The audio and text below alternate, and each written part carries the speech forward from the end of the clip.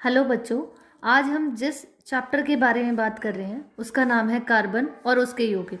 इसमें हम सिर्फ कार्बन और उसके यौगिकों के बारे में ही बात करेंगे। सबसे पहले हम, जैसा कि हम पहले भी कर चुके हैं, हम बात कर रहे हैं कार्बन के बारे में। कार्बन जिसका सिंबल C है, जिसकी परमाणु संख्या 6 है और जिसका इलेक्ट्रॉनिक विन्यास क्या है बच्चों, 2 और 4। इसका मतलब इसके K कोष्ठ में 2 इलेक्ट्रॉन है और इसके L कोष्ठ में कितने इलेक्ट्रॉन हैं, 4 इलेक्ट्रॉन है। कार्बन जिसकी संयोजकता कितनी है बच्चे, 4। इसका मतलब कार्बन 4 इलेक्ट्रॉन तो किसी को दे सकता है और 4 ही इलेक्ट्रॉन किसी से ले सकता है, लेकिन इसको 4 इलेक्ट्रॉन किसी को देने में और 4 इलेक्ट्रॉन किसी को लेने में बहुत ज़्यादा एनर्जी लगती है। इसीलिए ये कभी भी ना तो अपने 4 इलेक्ट्रॉन किसी को देता है और ना ही 4 इलेक्ट्रॉन लेता है। ये हमेशा एक सहसंयोजी आबंध बनाता है। कैसा बनाता है? सहसंयोजी आबंध बनाता है।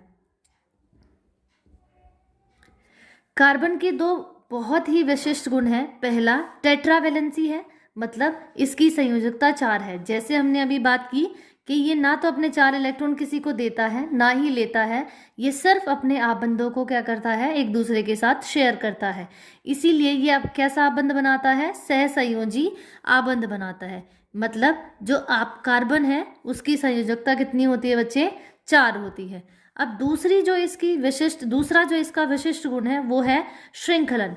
श्रृंखलन का मतलब होता है बेटा चेन बनाना। जब कार्बन लंबी सी चेन बना लेता है, कार्बन कार्बन के साथ मिलकर एक लंबी चेन बना लेता है, तो उसको हम कहते हैं श्रृंखलन। इसके बाद हम बात कर रहे हैं बेटा कार्बन। ये बात हम कर चुके हैं कि जो हमेशा कार्बन है वो सहसंयोजी आबंध बनाता है, तो इसीलिए ये क्या करता है, कार्बन 4 अलग अलग, क्योंकि टेट्रावेलेंट है, इसकी संयोजकता 4 है, तो ये 4 अलग अलग कंपाउंड्स के साथ भी, 4 अलग अलग तत्वों के साथ भी जो एकल आबंध बना सकता है। अब हम लोग बात कर रहे हैं किसके बारे में? हाइड्रोकार्बन। हाइड्रोकार्बन जो वर्ड है, जो शब्द है, वो 2 तत्वों से मिलकर बना है। पहला है हाइड्रोजन और दूसरा है कार्बन। हाइड्रोजन जमा कार्बन दोनों मिलकर क्या बनाते हैं? हाइड्रोकार्बन बनाते हैं। हाइड्रोकार्बन 2 प्रकार के होते हैं बच्चे। एक होता है संतृप्त हाइड्रोकार्बन और दूसरा होता है असंतृप्त हाइड्रोकार्बन। जो संतृप्त हाइड्रोकार्बन है उसमें आएंगे आपके एल्केन, असंतृप्त हाइड्रोकार्बन में आएंगे आपके एल्कीन और एल्काइन। एल्कीन क्या होता है बेटा? जैसा कि हम पहले कर चुके हैं कि कार्बन कार्बन के साथ मिलकर क्या करता है, एक लंबी चेन बना लेता है, श्रृंखला बना लेता है। तो उसी श्रृंखला में जो कार्बन है वो अपने ही कार्बन के साथ क्या करता है, एकल आबंध बनाता है, मतलब एक सिंगल आबंध बनाएगा, सिंगल बॉन्ड बनाएगा। कार्बन के पास टेट्रावेलेंसी है बेटा, इसीलिए कार्बन के पास 4 आबंध, 4 अलग अलग एकल आबंध बनाने की क्षमता होती है। जब कार्बन के साथ मिलकर सिंगल आबंध बनाता है, उन कंपाउंड्स को हम कहते हैं एल्केन। क्या कहते हैं? एल्केन। यस। अब हम बात कर रहे हैं दूसरा आपके पास है बच्चे असंतृप्त हाइड्रोकार्बन। असंतृप्त हाइड्रोकार्बन वो हाइड्रोकार्बन होते हैं बेटा जो कार्बन के साथ मिलकर या तो डबल बॉन्ड 2 आबंध बनाए या ट्रिपल बॉन्ड मतलब 3 आबंध बनाए। जब कार्बन के साथ मिलकर 2 आबंध बनाता है तो उसको हम कहते हैं एल्कीन, और जब कार्बन के साथ मिलकर 3 आबंध बनाता है तो उसको हम कहते हैं एल्काइन। इन तीनों के लिए हमारे पास अलग अलग जनरल फॉर्मूला है। जब कार्बन के साथ मिलकर एल्केन बनाता है सिंगल आबंध के साथ, तो उसके लिए हमारे पास फॉर्मूला होता है बेटा CnH2n+2। आप लोग ये चीज़ ध्यान रखेंगे कि जो Cn है, n वो C के मैंने पैर में लिखा हुआ है, ऐसे ही H के पैर में 2n+2 है।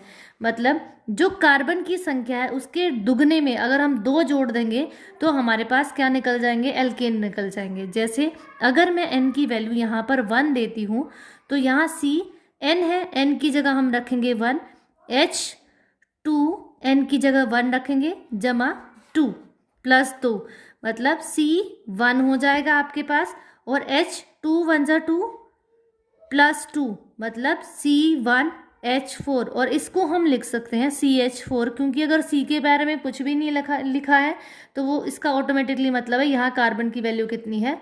1 है। अब हम लोग बात कर रहे हैं बच्चे एल्कीन के बारे में। एल्कीन जैसा हमने पढ़ा कि एल्कीन वो हमारे पास हाइड्रोकार्बन्स होते हैं जब कार्बन के साथ द्विआबंध मतलब 2 आबंध बनाता है। कार्बन और कार्बन के बीच में 2 आबंध होते हैं। इसीलिए बेटा यहाँ पर हम N की वैल्यू 1 नहीं दे सकते। क्यों नहीं दे सकते? क्योंकि द्विआबंध है। क्योंकि जब एल्कीन होता है तो कार्बन और कार्बन के बीच में 2 आबंध होने चाहिए। अगर एक ही कार्बन होगा तो वो दूसरा आबंध किसी के साथ बना ही नहीं पाएगा। इसीलिए हमेशा एल्कीन और एल्काइन में जो वैल्यू होती है एन की वो कहाँ से शुरू होती है? 2 से शुरू होती है। तो जब हम यहाँ पर इस फॉर्मूले में CnH2n+2 मतलब जब कार्बन की वैल्यू सिर्फ दुगनी कर देंगे हाइड्रोजन की, तब हमारे पास क्या निकल जाएंगे? एल्कीन निकल जाएंगे। और इसके लिए आपके पास Cn है, n की वैल्यू हम 2 रखेंगे, H2n है तो 2 इंटू आप 2 करेंगे, मतलब आपके पास हो जाएगा C2H4।